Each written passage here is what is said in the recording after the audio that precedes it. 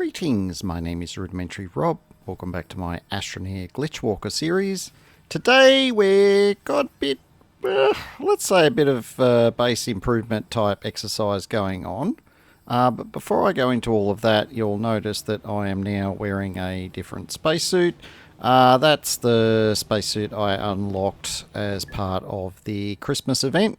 Now, you're only just seeing it now because all of the previous Glitchwalker episodes, including this one, I had actually made quite a lot before Christmas time, and the actual recording of what will be the event video, I only did that about a day ago, so I've still got to edit that one together. There was quite a bit of footage I had to get organised, but anyway, that's a bit too much of an opening ramble. So with that concluded, I would suggest that you strap yourself in, get on your favourite anti-hacker type underwear, hat, whatever works for you, and get ready for, I'm going to say, some severe upgrades.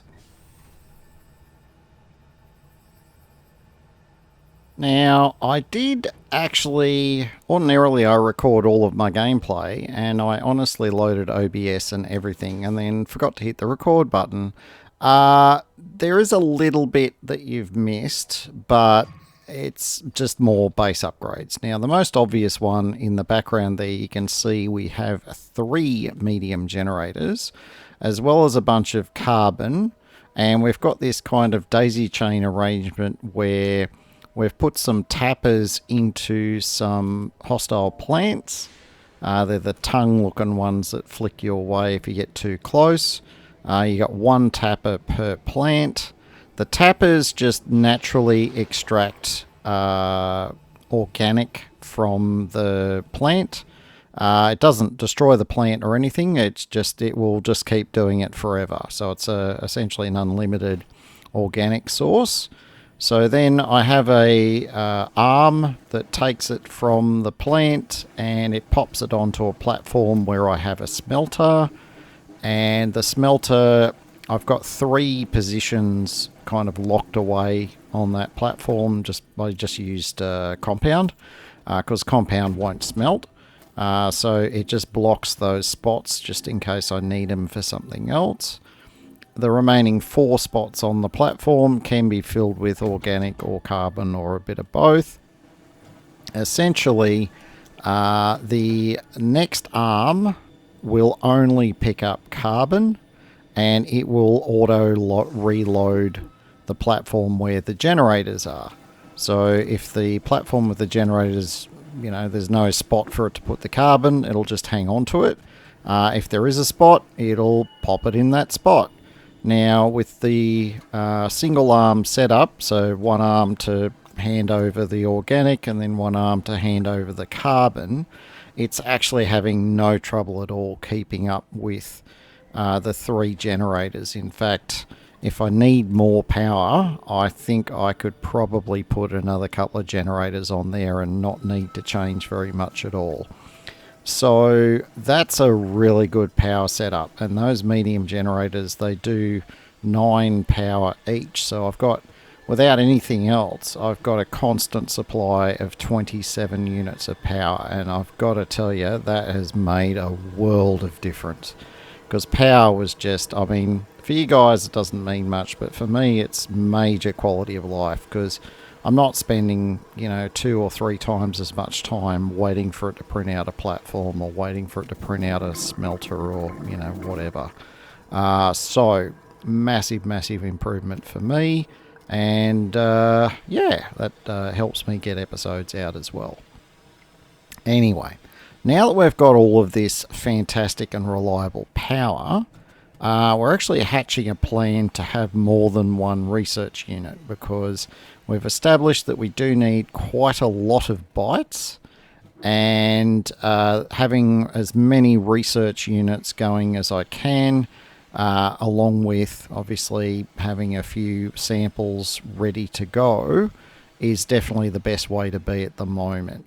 So we are working on that as our plan. We've jumped on the tractor. We're not out collecting resources here. We're just trying to pick up whatever science samples we can pick up. We can see there that my tractor running on a single medium wind turbine works great until there's no wind. So while I wait for the wind to come back, I'm just walking around looking at, is there any other samples in amongst all of these strange, I guess you could say they're stone structures?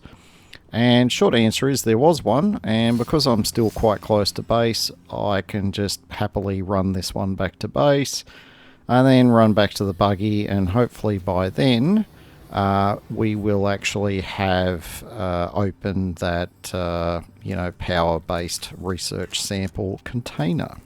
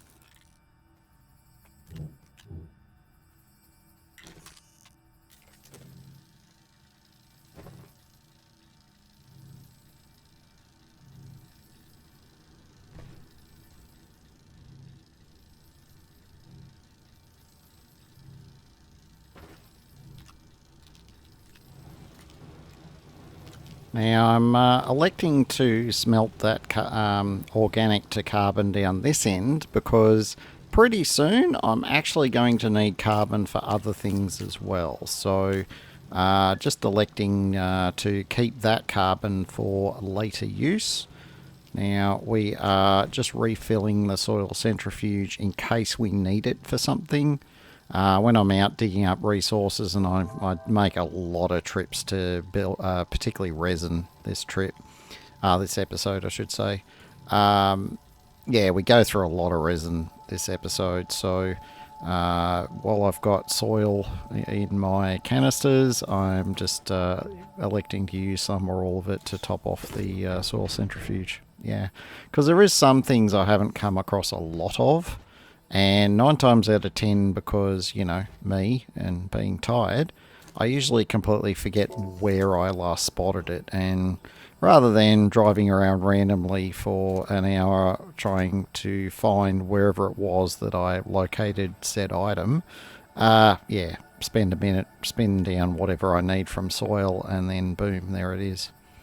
I don't do it for the common resources. It's more, if I need a little bit of graphite or something like that. I actually haven't come across a lot of graphite at this stage. I know there's some kind of out in the mountains, out towards where the Alpha Storm is, I believe.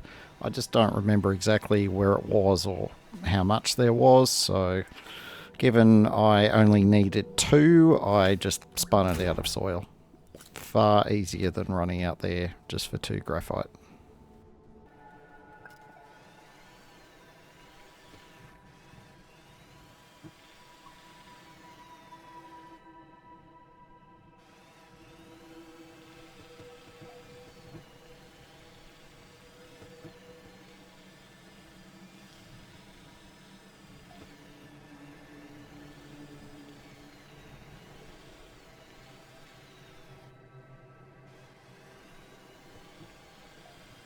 I'm not sure if these cube-shaped research samples are actually respawning or not. But, I mean, there's still a few of them around. But that's not saying a lot. I'm having to cover a lot of ground to find the I don't know, half a dozen or less of them that are still in this starting area. I'm sure we will be able to locate more as we get out into the mountains and other biomes, but I just want to clear this out first so we can get the maximum amount of research before we have to, embark on a longer journey.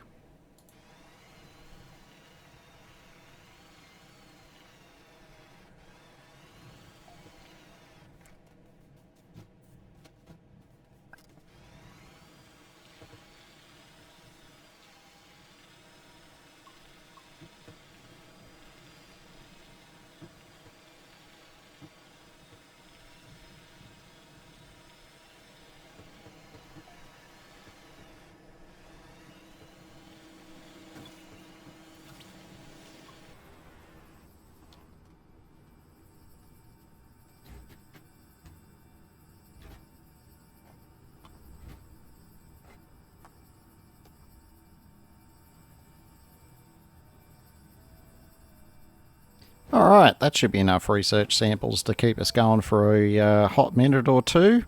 And look at that rate. We're getting 480 bytes per minute. That is pretty excellent. We're about to hit 7,500, which I seem to recall was a bit of a magic number that we were looking for. Let me think about that. Oh yeah, that's right. The large rover is 5,000. And then we needed something to stick on the front of it. That's right. We wanted a drill. So we can drill through the terrain to make our going a bit easier. Now, we're just going to locate the drill and unlock that one. The Mark 1 drill, if memory serves, was 2,500. And that's pretty much going to clean us out for whatever remaining bytes we have. But given we're getting almost 500 a minute, it's not going to take that long to build up another useful amount of bytes.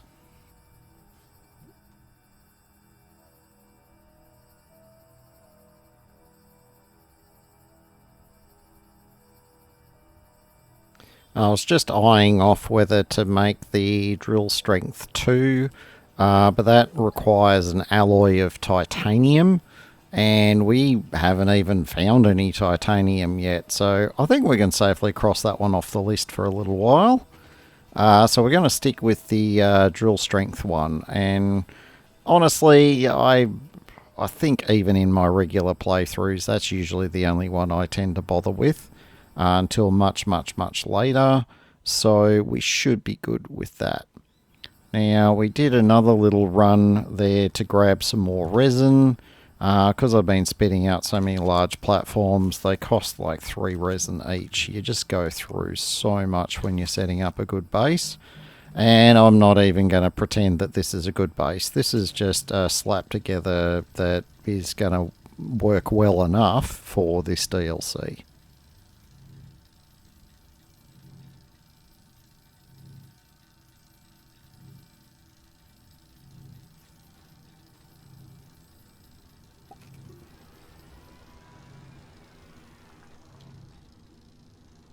Alright, so you might be thinking, why am I spitting another platform out? Well, the large rover, it needs a large printer. So, yeah, large printer needs a big platform, so that's why we're spitting that out. So we need somewhere to be able to print this rover. Rest assured, we will get it printed at some stage. It's a bit out of our reach at the moment, simply because we do not have any exo chips. We're going to work on that for next episode. Essentially, we need to go and find some of those exo caches and blow them up. We're going to get pretty much between now and the end of this episode is as much base building as also it is preparation to go back down, underground and try and find some more exo caches and blow them to the proverbial sky high to get their lovely contents.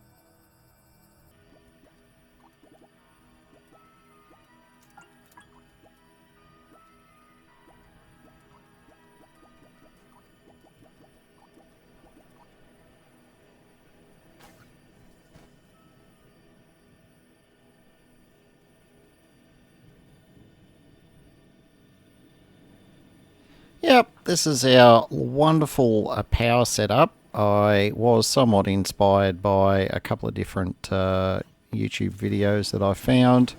I'd been kind of thinking that the whole tapper thing is a bit OP, and I don't like utilizing overpowered stuff, unless I deem it necessary. But for the sake of my own personal sanity, I thought, yeah, whatever. I'll use it here to get a solid and reliable power source, and it is definitely proving to be that. So, yeehaw. Alright, we are getting some more storage together. These little medium storage things are actually quite handy for a lot of reasons. We are electing to use them for, rovers and the smelter and pretty much everything else. The other thing that we're looking at spitting out here is a medium storage. Now, the medium storage that I'm looking at is a bit different. It converts a large mounting point into 4 medium ones. So the medium ones are the 2-pin slots, and the large kind of plug sockets are the 4-pin. So you convert 4 pins into 8 pins essentially, and that's really useful on the rover. I'm not 100% that I'm going to need it yet. I've got a bit of an idea of what I'm going to be putting on the rover. I'm not sure if I need as many slots as I think I'm going to need, but we're going to deal with that probably in the next episode. I'd say possibly the one after. We should by then have everything we need if everything goes according to plan. Things not going according to plan? That doesn't happen on this channel, does it? Maybe it does. You'll have to wait and see.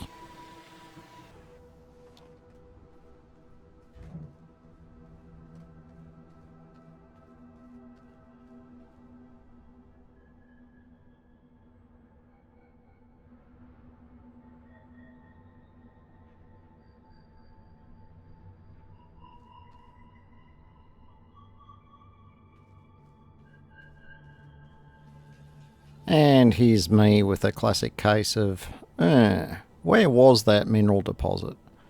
Now, this tether line out here is one thing which I can't remember doing as part of this recorded session. I suspect this is something I did during the bit that I forgot to record. Essentially, I just ran some ramps and a tether line down here so I could get some laterite. I needed a whole mess of aluminium for a bunch of different projects, and so I ran the tether line down here, and there is a bucket load of laterite, essentially just off to my right, relative to where we're facing at the moment. But I remembered seeing some clay down here. Now, there is some clay in a different spot that I've already mined, and there's still heaps of it there. But that other source didn't already have a tether line on it, and I don't have any tethers with me. So getting to that one was going to be a bigger pain in the bottom, so I elected to come to this one instead.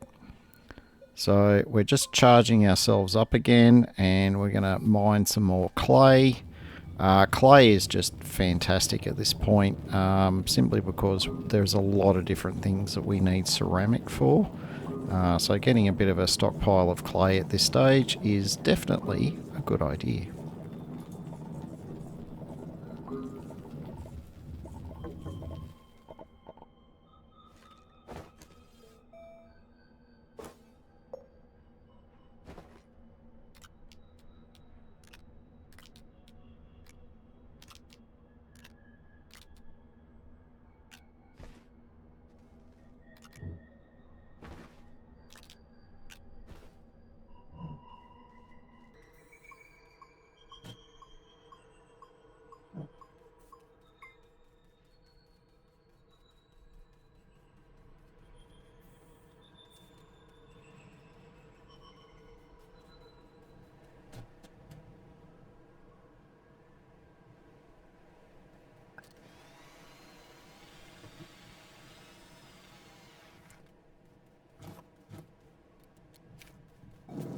given how much resin I've been going through, and given this resin is, this node I should say, is so close to where I was driving anyway, and I had a spare, medium storage there ready to go. I just thought, whatever, I'll get some more resin. If I don't get it now, I'll end up needing it in 5 minutes time and I'll have to come back. So yeah, here we are. So we cleaned out the best we could for that vein, and then we're just going to drive across here and see how lucrative this one is. From the surface it looks like it might be a pretty good one, so yeehaw.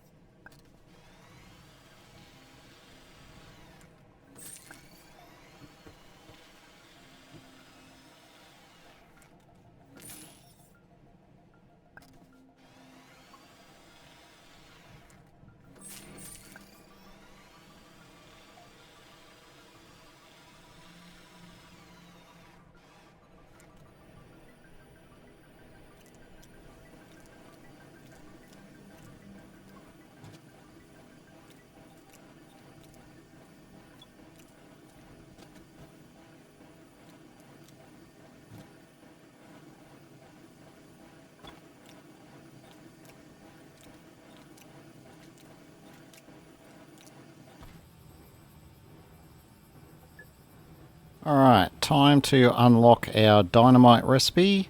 Now, I did make this explosive powder in the chemistry lab, I know, an episode or two ago. I may have inadvertently cut that bit, but it's a pretty easy recipe. It's just 2 lots of sulfur and I think ammonia or carbon. I can't remember what the other element is, but it's very, very easy. Once you've got the atmospheric condenser, it's quite easy to make explosives. So we made 3 explosive powder. We've now converted that into 3 dynamite. I've elected to leave 1 up here just in case, because, you know, the worst happening and all that. The other 2 I'm going to take with me just in case I need them.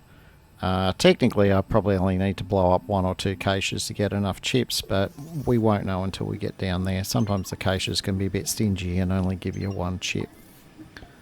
So, while we're spitting out a bunch of tethers and getting ready for our expedition, we have reached the end of this episode. If you've enjoyed it, don't forget to give me a thumbs up and to consider subscribing if you're not already subscribed. Until next time, my name is Rudimentary Rob. Thank you very much for watching, and make sure you have yourself an absolutely fantastic day.